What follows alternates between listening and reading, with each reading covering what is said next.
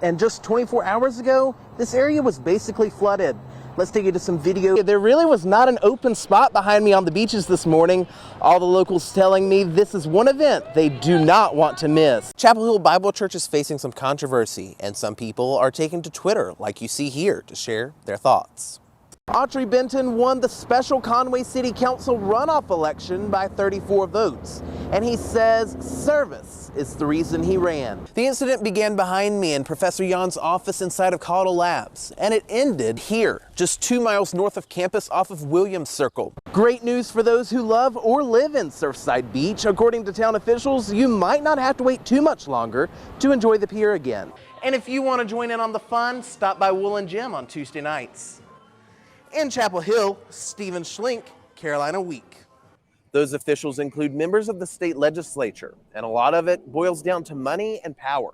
The new ordinance would allow sections of Conway like you see behind me to own chickens with some limitations.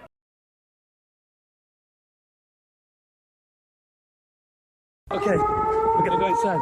It's been more than 3 months since a shooter opened fire at UNC, killing one and sending the campus into turmoil. Since that day, we've been asking questions. Can you all speak to what kind of correlation that has to this? Yes, a car was identified. We do think that it is related. That was UNC Police Chief Brian James on August 28th, just hours after the lockdown was lifted. Months later, he took questions from student journalists via Zoom. When can we expect more information on the investigation? Information will become more public as that process plays out in the court system. While the chief isn't publicly giving many details on the investigation, we've learned a lot from our own digging. We put in 10 records requests. We received nearly 400 pages of documents in response, and a warning. Some of the details may be disturbing, but we feel it's important to understand what occurred that day. We know the 911 call came in at 12:58 p.m. There's an active shooter on campus. Okay, stay on the line with me. Don't hang up. Then at 1:03 p.m., Dangerous person. Go inside. the entire campus went into lockdown for more than 3 hours as police searched for the suspect. Police communication reports revealed there was some concern the alleged shooter might harm other professors. Those reports also revealed there were other calls reporting more shots fired. A few minutes ago, I heard multiple gunshots sounding a little bit further away from campus. Those reports were false. Text message records we received show the moment Chief James told Chancellor Kevin Guskowitz the suspect was in custody at 3:37 p.m., nearly an hour after communication reports show the suspect was apprehended. We've also obtained the autopsy report. It shows the victim, Zajay Yan, a UNC professor, was shot 7 times, including gunshot wounds to the head, abdomen, and arms. He died at the scene. The incident began behind me in Professor Jan's office inside of Caudle Labs, and it ended here, just 2 miles north of campus off of Williams Circle. We've learned quite a bit since that day, but key details still have not been released. Details like a motive or even where the gun is. So we reached out to gun violence prevention expert Chris Grolnick for his thoughts. We probably will never know the real story. But his assessment at this point: something went wrong in the dynamics between the person that decided to use a gun to solve his grievance and the person who became a victim. The alleged shooter made his 3rd court appearance in November. After undergoing 2 psych evaluations, he has been deemed unfit to stand trial and will undergo treatment for mental issues. But according to legal experts we spoke to, this doesn't necessarily mean he will never face trial. In Chapel Hill, Stephen Schlink reporting.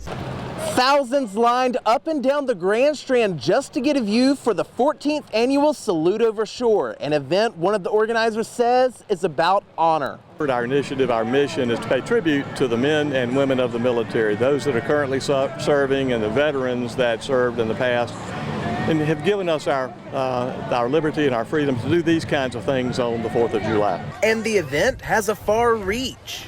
You know, we've had tourism folks estimate there are 1 million people on the South Carolina coastline today, and that gives them the opportunity to make their own tribute. The flyover featured vintage aircrafts, some fighter jets, as well as a C-17 carrier, a sight that got rave reviews from beachgoers. Oh man, it's the 4th of July on the beach. Doesn't get much better than this. Showing of American firepower. It's the greatest country in the world. I loved it.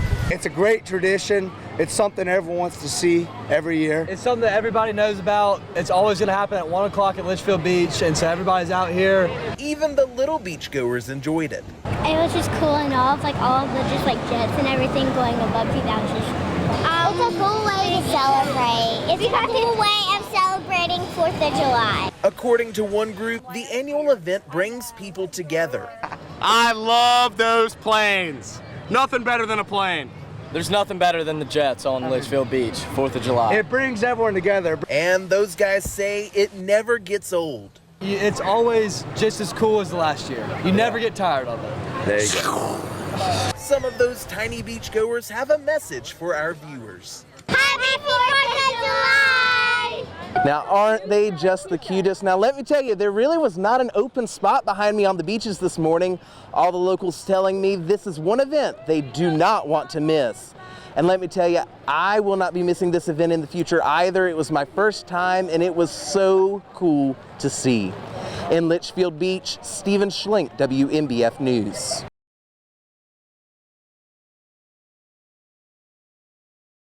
Meteorologist Jenna Greenhill joins me now. Jenna, it looks like we're facing some of the warmest weather yet. Yeah. Stephen Schlink joins us live in studio tonight, and you were in Aner earlier surveying that damage. How's everyone doing though with that after that flash flooding last night? Well, those storms brought down a lot of rain in a very short amount of time, along with strong winds and even sparking a tornado warning. However, flooding is an issue Aner resident Brad Jackson experienced firsthand. Turning now to another story we've been following. Some new information regarding the August 28th deadly shooting that happened right here on our campus. Before we get into those new details, however, we want to walk you through a decision we've made for our newscasts. Well, in your crime alert, the burglary of a beloved bar in Horry County has become personal. We now know the safe that was stolen from the old Bullenbush Pub and Eatery contained more than just material valuables. It also held the ashes of a former employee, and now those ashes are gone. Our Ali Espinoza spoke to the owner today about what this loss means to them. Well, definitely glad to see some 60s in the forecast, but a little dreary, not looking forward to that part, but thank you, Megan.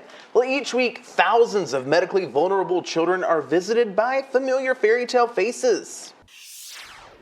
Happening now, treatment for cancer will soon be more accessible in the Grand Strand. Doctors and officials from McLeod Health broke ground today on a new cancer center in Little River. Well, from campus to statewide things, the first challenge to North Carolina's most recent round of redistricting is here. This time, challenging the new state Senate district maps. The Attorney General's office said it was postponed at the request of the defense and that there is no set date for the trial to resume.